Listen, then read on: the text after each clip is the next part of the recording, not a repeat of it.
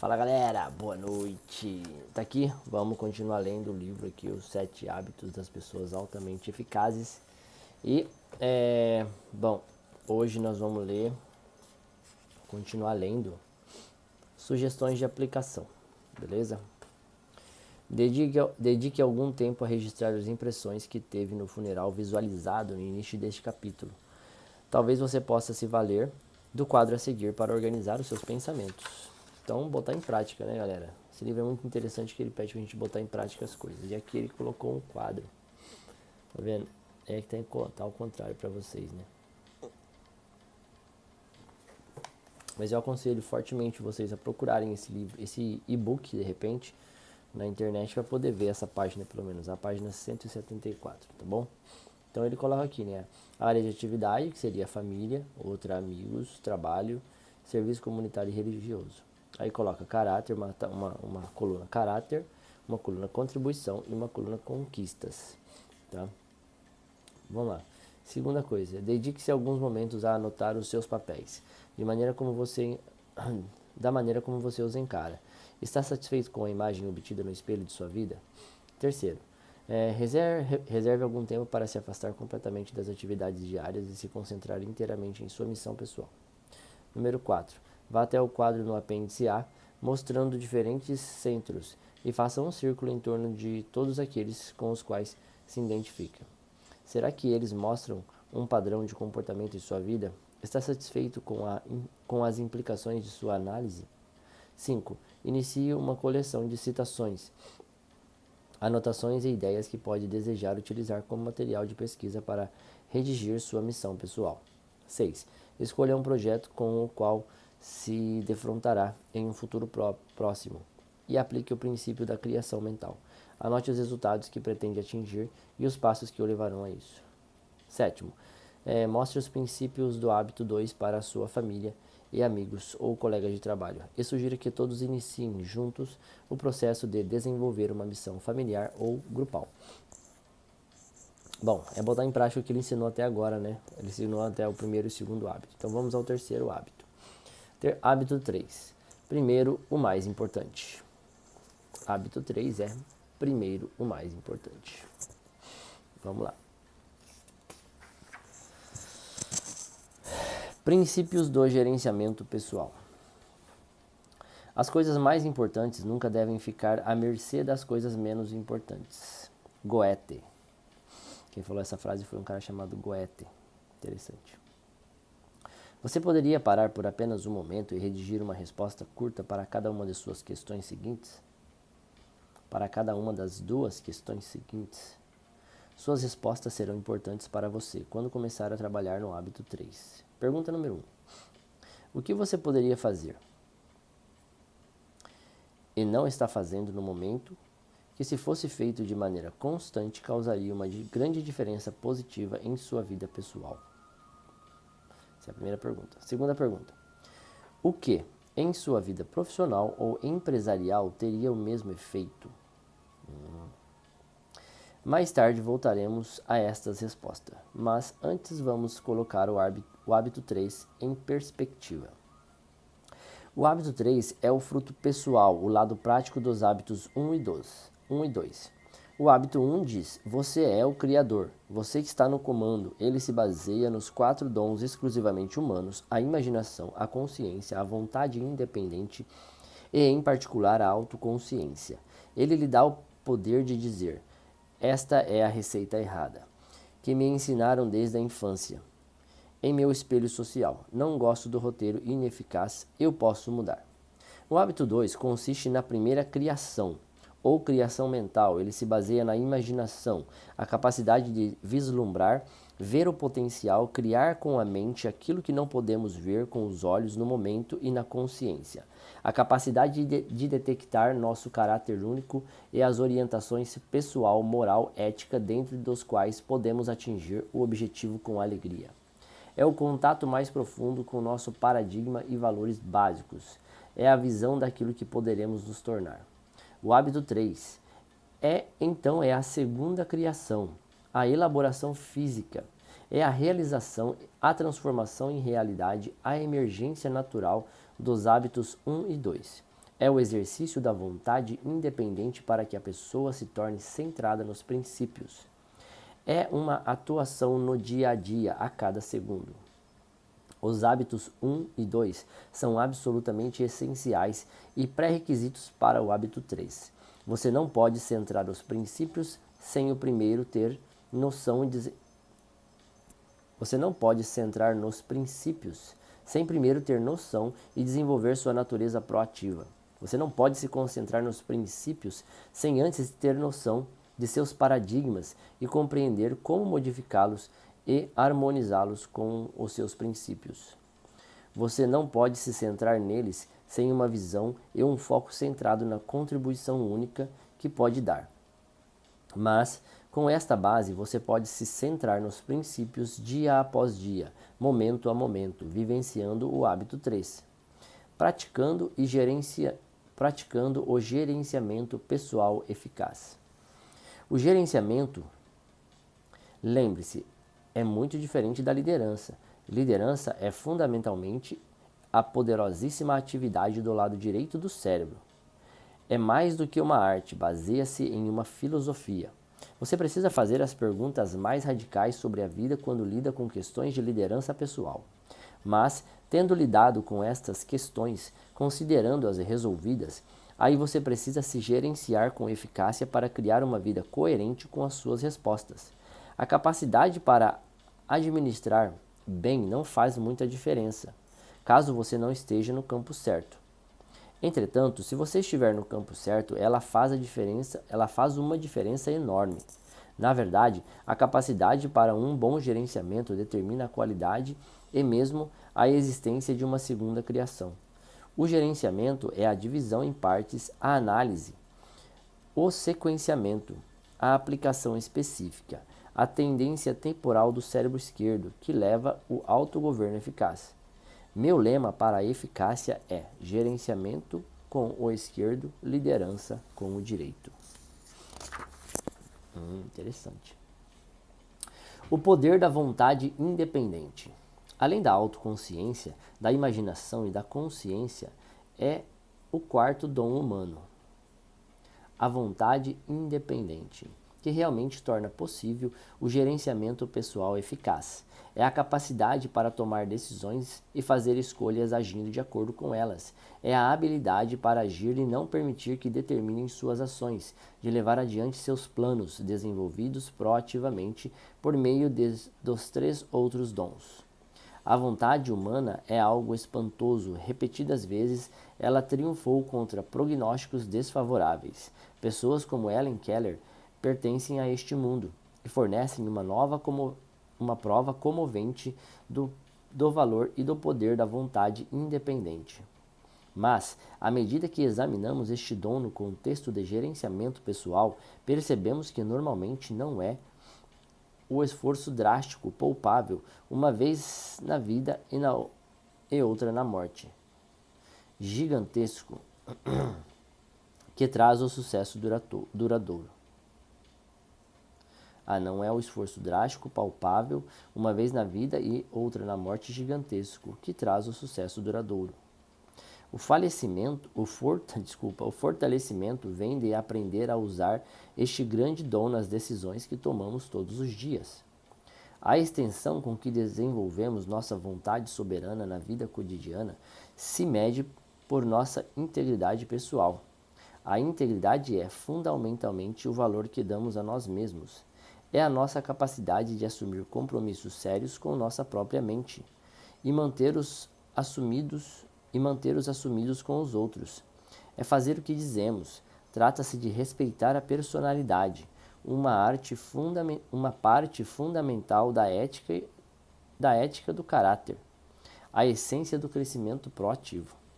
O gerenciamento eficaz é fazer primeiro o mais importante, enquanto é a liderança que resolve o que é mais importante.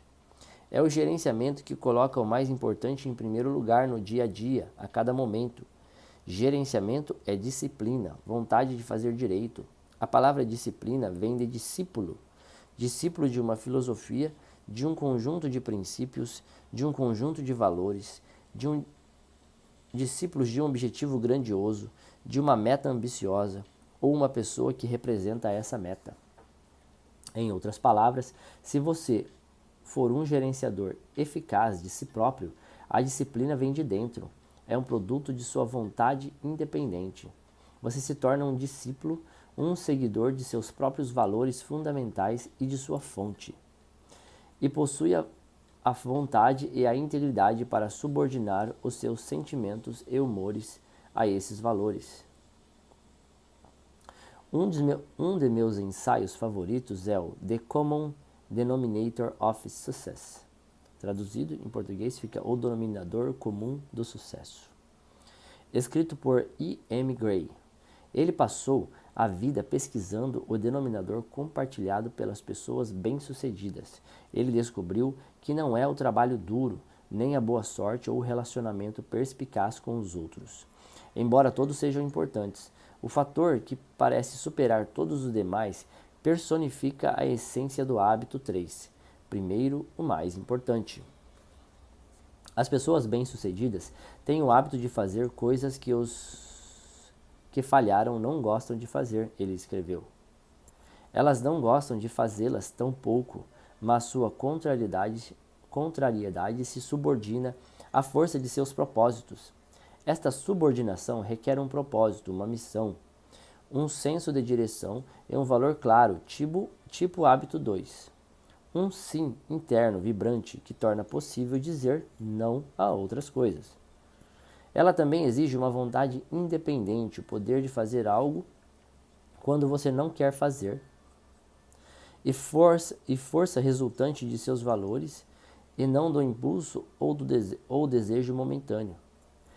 É o poder para agir com integridade para a sua primeira criação proativa. 4 gerações de administração do tempo. No hábito 3, estaremos lidando com muitas das questões ligadas ao campo da administração da vida e do tempo.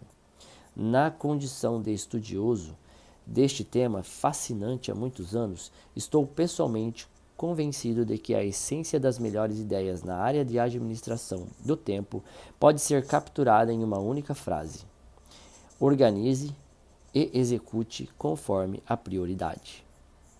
Esta frase representa a evolução de 3 gerações da teoria de administração do tempo. É a melhor maneira de realizar, isso é assunto para uma ampla variedade de abordagens e métodos. O gerenciamento pessoal se desenvolveu de acordo com um padrão similar a muitas outras áreas do conhecimento humano. Saltos importantes em termos de desenvolvimento ou ondas na terminologia de Alvin Toffler sucedem-se periodicamente acrescentando uma nova dimensão vital. Por exemplo, no desenvolvimento social, a Revolução Agrícola foi seguida pela Revolução Industrial, que foi seguida pela Revolução da Informática. Cada onda chega e cria um momento de progresso social e pessoal. Similarmente, na área da administração do tempo, cada geração se apoia na geração anterior. Cada uma delas se move em direção a um controle maior de nossa vida. A primeira onda ou geração se caracterizou por bilhetes e listas, em um esforço para conferir uma certa aparência de organização e pertinência às muitas demandas feitas sobre nosso tempo e energia. A segunda geração pode ser caracterizada pelos calendários e agendas. Esta onda reflete uma tentativa de olhar à frente, de marcar eventos e atividades no futuro. E a terceira geração reflete o campo de administração do tempo atual. Ela adiciona às gerações precedentes a importante ideia de prioridade, de esclarecimento de valores e de comparação do peso relativo das atividades, com base em sua relação com esses valores. Além disso, ela se concentra em estabelecer metas, alvos específicos de curto, médio e longo prazo, em cuja direção o tempo e a energia serão direcionados em harmonia com os valores. Ela também inclui o conceito de planejamento diário, da elaboração de um plano específico para a conquista dessas metas e atividades consideradas mais valiosas. Apesar de a terceira onda ter dado uma contribuição significativa, as pessoas começaram a perceber que a elaboração de agendas eficientes e o controle do tempo com frequência são improdutivos. A concentração na eficácia gera expectativas que conflitam com as oportunidades de desenvolver relacionamentos mais ricos, de satisfazer as necessidades humanas e de desfrutar momentos espontâneos diariamente. Como resultado, muita gente decepcionou-se com os programas e sistemas de administração de tempo que faziam com que se sentissem amarradas demais, tolhidas, jogando o bebê fora com a água do banho. Elas retomaram as técnicas de primeira e segunda geração para preservar os relacionamentos, a espontaneidade e a qualidade de vida. Mas uma quarta geração emergente, de um tipo diferente, ela reconhece que a administração do tempo é um nome infeliz. Na verdade, o desafio não é gerenciar o tempo, mas a pessoa. A satisfação resulta da expectativa, bem como da realização. E a expectativa, como satisfação, se encontra em nosso círculo de influência. Em vez de focalizar a atenção nas coisas e no tempo, as atenções da quarta geração se voltam para a preservação e a melhoria dos relacionamentos e para a obtenção de resultados, em resumo, para a manutenção do equilíbrio P/CP. Quadrante 2. O foco essencial da quarta geração de administração pode ser identificado na matriz do gerenciamento do tempo constante no diagrama a seguir. Basicamente, passamos o tempo de 4 maneiras. Como se pode ver, os dois fatores que definem uma atividade não urgente e importante, são urgente e importante. Urgente significa que a atividade exige nossa atenção imediata. É agora. As coisas urgentes se impõem a nós. Um telefone que toca é urgente. A maioria das pessoas não consegue admitir a hipótese de simplesmente deixar o telefone tocando. Mas você pode levar horas preparando um material, vestir-se com esmero e fazer uma viagem até o escritório de uma pessoa para conversar sobre determinado assunto. Mas se o telefone tocar enquanto você estiver lá, normalmente isso terá prioridade em relação à sua visita pessoal. Se você fosse telefonar para alguém, dificilmente essa pessoa diria: falo com você em 15 minutos, espere na linha. Mas essa mesma pessoa muito provavelmente é capaz de deixá-lo esperando no escritório por 15 minutos ou mais enquanto fala com alguém pelo telefone. Assuntos urgentes normalmente são óbvios. Eles nos pressionam, insistem para que alguma providência seja tomada. Eles são populares com os outros, de costume, estão bem na nossa frente, e com frequência são agradáveis, fáceis, divertidos de resolver, mas, com a mesma frequência, não são nada importantes. A importância, por outro lado, tem a ver com resultados. Se algo é importante, contribui para nossa missão, nossos valores e nossas metas prioritárias. Nós reagimos a questões urgentes. As questões importantes que não são tão urgentes exigem mais iniciativa, mais proatividade. Precisamos agir para aproveitar as oportunidades, para fazer com que as coisas aconteçam. Se não praticamos o hábito 2, não temos uma ideia clara do que é importante, dos resultados que pretendemos para nossas vidas e caímos com facilidade na mera reação ao que é urgente. Pense por um momento nos 4 quadrantes da matriz do gerenciamento do tempo. O quadrante 1 é tão urgente quanto importante e lida com os resultados significativos que exigem atenção imediata. Costumeiramente chamamos atividades do quadrante 1 de crises ou problemas. Todos nós temos algumas atividades do tipo quadrante 1 em nossas vidas. Mas o quadrante 1 sufoca muitas pessoas. Elas viram gerenciadores de crises, escravos dos problemas, capazes de produzir só na última hora. Enquanto o foco permanecer no quadrante 1, as coisas ficam mais e mais sérias até que o dominam. É como o mar brávio. Um problema imenso aparece. Derruba-o e joga de um lado para o outro. Você luta para subir novamente à superfície, apenas para encontrar outra onda que o derruba novamente e o arrasta para o turbilhão. Algumas pessoas vivem literalmente esmagadas pelos problemas dia após dia. Seu único alívio encontra-se nas atividades não importantes e não urgentes do quadrante 4. Assim, quando olhamos para a sua matriz total, 90% do seu tempo encontra-se no quadrante 1 e a maior parte dos 10% restantes no quadrante 4, com uma atenção irrisória dedicada aos quadrantes 2 e 3. É assim que as pessoas que administram suas vidas conforme as crises vivem. Conforme as crises vivem. Entendi. Vivem conforme as crises. Acho que é assim que ele quer dizer. Esse livro foi escrito há um tempo atrás, então tem umas frases que estão montadas de uma maneira bem estranha. Então vamos lá. Deixa eu explicar para vocês aqui sobre a matriz aqui, os quadrantes que ele está falando. Então vamos lá. Quadrante 1. Importante.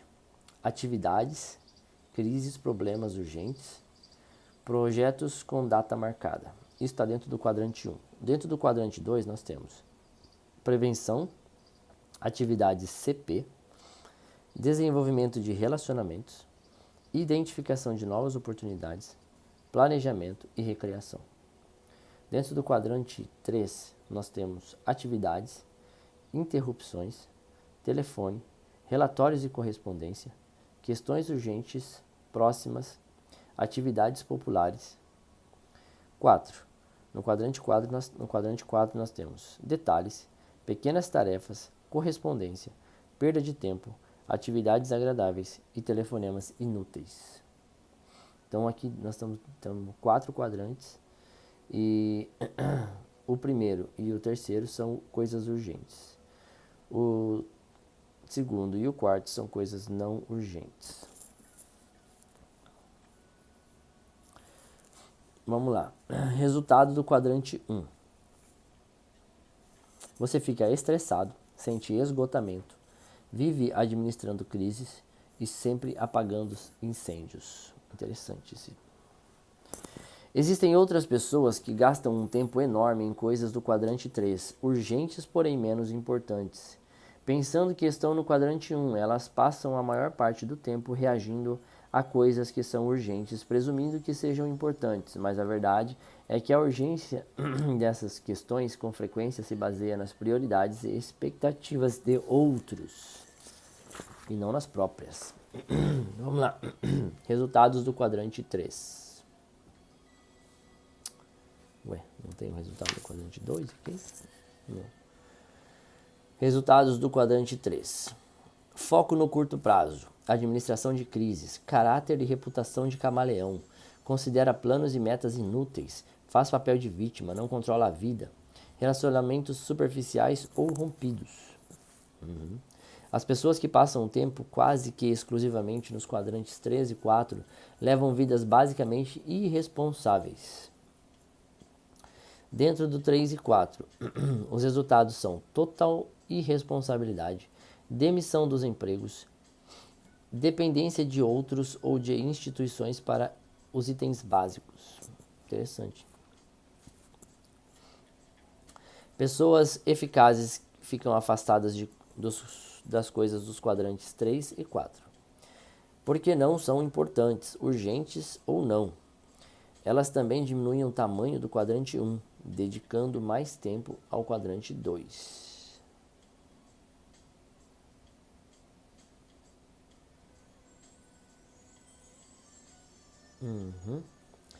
O quadrante 2 está no centro do gerenciamento pessoal eficaz. Ele lida com as coisas que não são urgentes, mas que são importantes.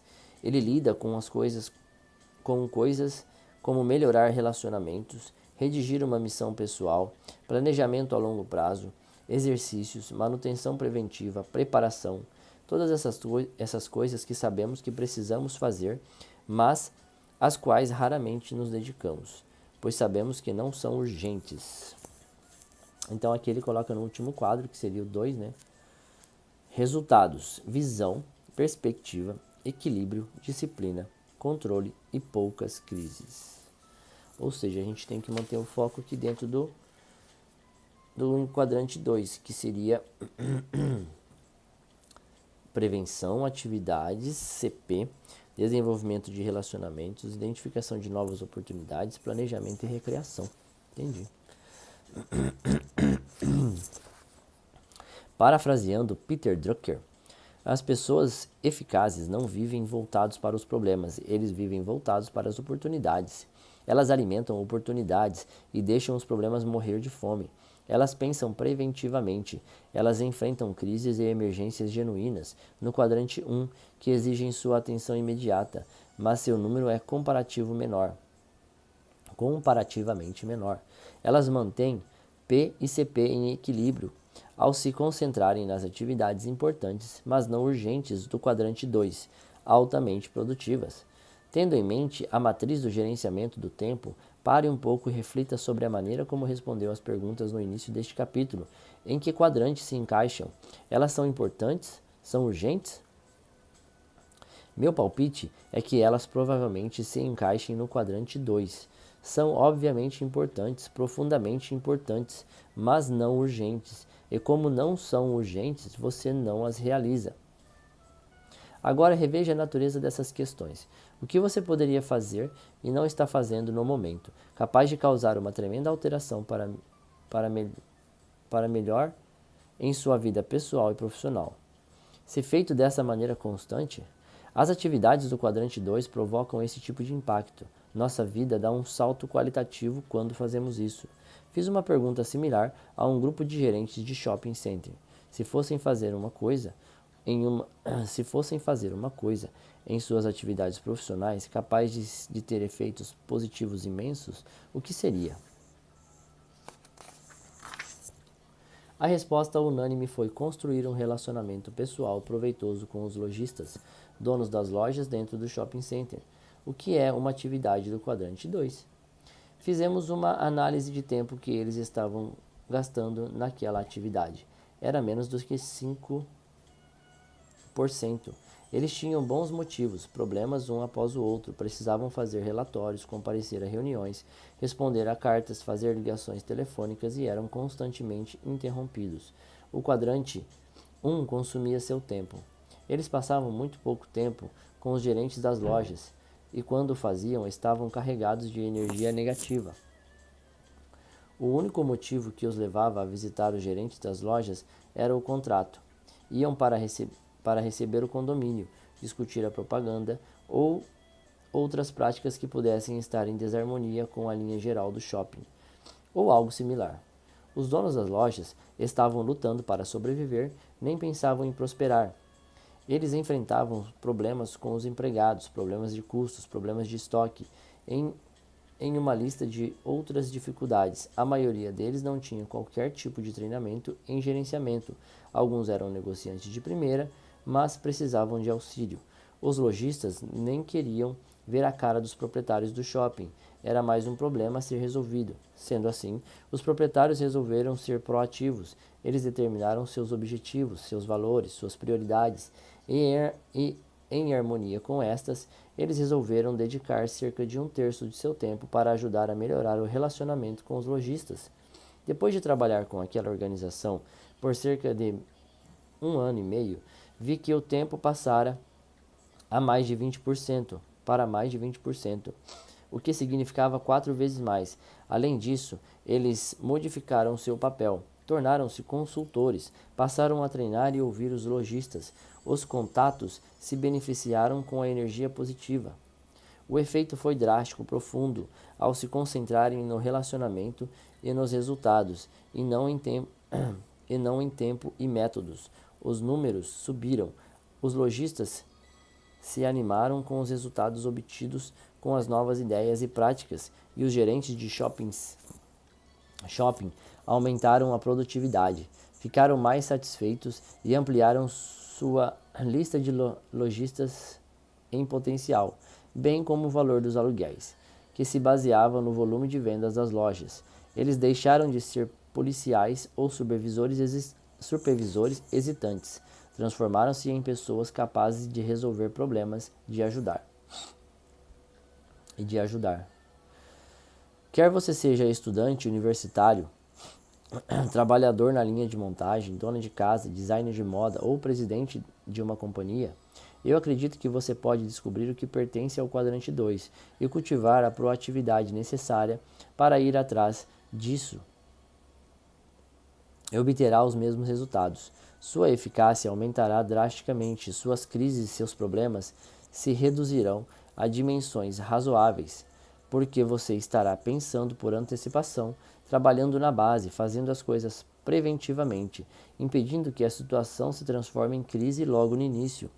No jargão administrativo, isso se chama princípio de Pareto. 80% dos resultados se originam de 20% de suas atividades. É isso aí, galera. Vamos ficando hoje por aqui. Já deu nossos 30 minutos. A gente leu, acho que 10 páginas de novo, nem sei mais. E a gente continua amanhã, falou? Amanhã a gente volta para ler o que é preciso para dizer não, tá? O livro que nós estamos lendo é esse aqui, só para relembrar. Os 7 hábitos das pessoas altamente eficazes. E até amanhã, galerinha. Aloha, muito obrigado por quem viu hoje.